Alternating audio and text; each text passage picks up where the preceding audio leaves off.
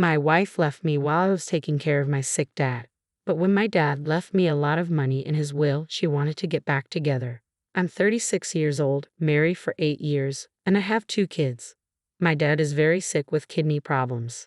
For a few years now, he's had to go for dialysis twice a week. Before, he could go by himself. But lately, he needs me to go with him. He's getting weaker every day. Now I have a schedule where I take my dad for dialysis regularly. I don't want him to be alone during this tough time. He needs dialysis twice a week, so I've picked Saturday and Wednesday. Saturday is my day off, so that's no problem. On Wednesday, I'll leave work early with permission from my boss. I make up for the lost hours by working at night after dialysis. I have been at this job for 10 years, and my boss knows I'm hardworking and loyal, so he didn't mind giving me this special permission. But the trouble was at home with my wife, Il, who's 34. She wasn't happy when I used to take my dad occasionally, but she didn't say anything then. Now that I'm doing it regularly, she couldn't hold back. She said I was wasting my time because my dad would never appreciate what I did for him.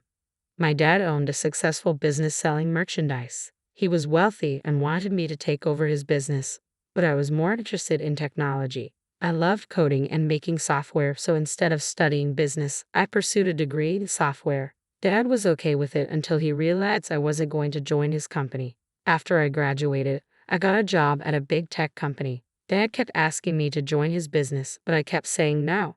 After I got married, Dad asked me one last time, and I still said no. He got really mad and threatened to give all his money to charity, leaving me with nothing. But I stood by my decision. I was doing well for myself, even bought a car and a house by the time I was 29. I was confident I could live a good life without his money. I told Dad I didn't need his money and could make my own wealth. Our relationship got worse after that. About 5 years ago, Mom died from a heart attack. It hit Dad hard. I left home at 17 for college and then lived on my own after getting a job. Mom was Dad's main support, so losing her was devastating for him. But it brought us closer. I started visiting him more, and my kids would play with him. Eventually, Dad handed his company over to a trust. My wife, Il, never got along with my parents. When Mom was alive, Il didn't like visiting because she thought Mom was too involved in our lives. When Dad said he'd cut me out of his will, Il started criticizing my parents openly. I told her to stay out of it, but she said it would affect our future, especially our kids. I reassured her we'd be fine without Dad's money, but she didn't listen. My wife, Il, caused a big fuss when she found out I'd be taking Dad for dialysis twice a week. I tried explaining that Dad has only me since he lost his parents, and his brother hardly visits. Dad's been really lonely since Mom died, and I can't leave him alone. But Il won't listen. She's been making my life miserable lately. Every Saturday she plans something, a party, cleaning, outings with the kids, or just grocery shopping. I told her Saturdays are for taking Dad to dialysis, but she ignores it and then gets mad when I'm late or miss her plans. I rush to pick up Dad, take him to dialysis, drop him off, and then come home to her complaints. And it's the same on Wednesdays. I promised my boss I'd make up for lost time after dialysis, but Il always has plans, visiting family, meeting friends, or going to parties. She leaves me to take care of the kids, cook, and finish my work after a long day at dialysis and work. My situation has been really tough lately. Dad has suggested several times that I let the nurse take him to dialysis because he sees how rushed I am every time. After dropping him off, I barely stop before rushing back home. Even when picking him up, I ask him to be ready and waiting. Dad has a nurse and caretaker, but I still feel guilty for not spending more time with him. The drive to the center is 30 minutes. I used to enjoy chatting with him during the drive, but now I'm just focused on getting back home because of Il's tantrums. I'm always speeding, taking shortcuts, and overtaking other cars to save time. This time with Dad is important to me, and I don't want to lose it by having him go with the nurse. I feel like I have duties as his son. I can't stand Il anymore. Things are getting worse every day.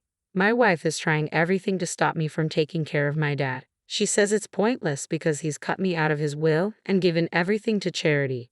But I don't see it that way. Do we only care about what we can gain? What about people whose parents don't have money? Do they just abandon them? After months of her tantrums, I finally told her she won't inherit anything from her parents, so why does she visit them? She lost it and said her parents did more for her than my dad did for me. She says her dad would never disown her like mine did to me. Our fights are getting worse, especially after dialysis. Now she yells at me in front of the kids and even badmouths my dad to them, turning them against me and him. I've tried to stop it, but it only leads to more fights between us. Dealing with Aile's fights has become routine. When she's not fighting, I feel something's off, only for her to come back more aggressive the next day. I've almost given up on her. I don't yell back. I just ignore her. What else can I do? I can't abandon Dad to please her. I don't care if he cut me out of his will. It was my choice not to join his company. He had to give his business away, and it must have hurt him. He had every right to disown me. I sometimes feel like karma's hitting me back for hurting Dad. Dad's getting weaker. He needs help walking and gets short of breath. So now, I take my time to walk him to the car and drive carefully to keep him comfortable. I don't rush home anymore. If I have to deal with Aile anyway, I might as well keep Dad happy. My attitude has made things worse. Yesterday, Aile gave me an ultimatum. Choose between her and Dad. I told her Dad won't be around forever. Her response, then choose carefully, someone who'll be with you forever or someone who'll die soon. Insensitive, right? I told her I'd choose Dad over her any day. She left, and I didn't stop her. She needs time to cool off, and I need space from her. Since Aile left, I've been handling everything: household, kids, Dad, work, and strangely, I feel relieved. Her absence is calming. She sent divorce papers, which I expected but not so soon. I was shocked but secretly relieved. I signed and sent them back without calling her. Surprisingly, she didn't ask for custody of the kids. I was worried about that, but she didn't want them. When she got the papers, she called, yelling about why I didn't try to reconcile. Her mom grabbed the phone, saying I should have tried harder. Funny, right? She wanted a divorce, and I gave it to her. No fuss.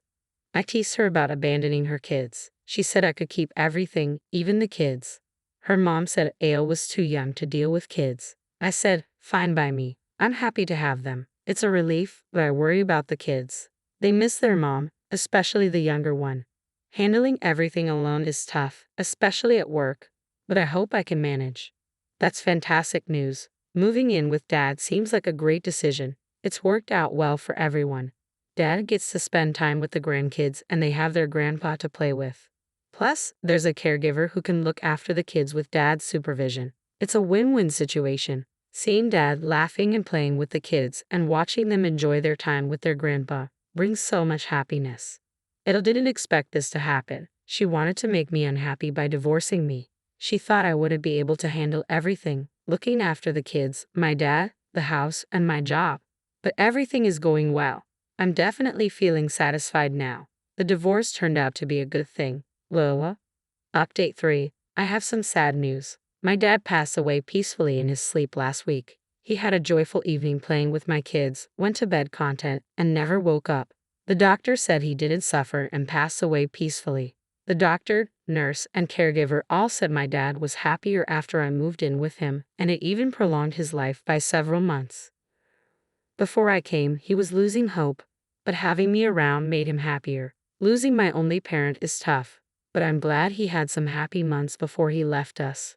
My kids are sad too, but they're remembering the good things my dad taught them, like accepting reality and moving forward. After my dad passed, his lawyer contacted me to discuss his will. I told him my dad had already told me he left everything to a charity trust, and I was okay with that. But when we gathered at the lawyer's office, I was shocked to learn that my dad left everything to me: his business, house, and wealth. I wondered if he changed his will when I started caring for him, but the lawyer said I was always his heir, and the will was never altered. I was overwhelmed with guilt for thinking my dad abandoned me. The lawyer assured me my dad was proud of me for pursuing my passion despite his pressure to join the family business. Now, I have the choice to take over the business from the trust and run it myself, which I'm considering. I want to honor my dad by taking his business to new heights. I shared the news with my kids, and we visited my dad's grave together, feeling emotional but grateful for his love and generosity. Update 4. About a month later, the ants returned eagerly for the sugar candy. After my dad passed away, I stepped up to manage his business and continue his community service work. I quit my job to focus on the business and decided to rent out my own house. My kids and I chose to live in my parents' house because it holds so many memories for us. The news that I inherited my dad's wealth attracted a lot of visitors, distant relatives, friends, and neighbors. But the most surprising visitor was my ex-wife, ill alone with her parents. They came in crying, saying they didn't know about my dad's death and regretted missing the funeral. They spoke highly of my dad, hugged the kids, and AO cried about missing them. I asked her why she hadn't visited the kids in the past several months. She said she went to our house, but it was locked. I found that hard to believe. If she was worried, why didn't she contact me to check on the kids? Her parents suggested we reconcile now that my dad was gone, saying the kids needed a mother, but I rejected their idea. The kids needed her when she left them, but they've adjusted without her now, and I don't want her back. She begged for reconciliation, claiming she loved me and missed the kids. I told her she didn't love me. She just wanted my dad's money, and I wasn't going to let her or her parents take advantage of us. They called my dad greedy during our divorce, so I had no intention of sharing his hard-earned money with them. She became upset when I criticized her parents, claiming she had pleaded with me out of love till then. But now, she declared she'd take what she believed was rightfully hers. Despite not asking for alimony during the divorce, she now demanded half of my dad's wealth. I refused, telling her she could try, but I wouldn't give her anything. This led to a heated argument, and she left after hurling insults at me. I consulted my lawyer about her demands. He reassured me that her chances were slim since the divorce had been settled a year before I inherited the wealth, and the children were in my custody. However, he warned me to be cautious about letting her spend time with the kids, as she might manipulate them and use them to demand money for their care. I appreciated his advice and decided to supervise their meetings closely. I'm spending more time with the kids these days to help them deal with the loss and prevent them from seeking emotional support from their mother. Running my dad's company gives me the flexibility to focus on my well-being and family life. I'm even planning a vacation to the Bahamas for the kids as a way to treat them. It's not about overspending my dad's wealth. I could afford it before, but now I have the time to enjoy it with them, which I didn't have while juggling work and caring for my dad. As for Ale, she hasn't reached out to me since our last encounter. I believe she's busy seeking legal advice to file a lawsuit against me.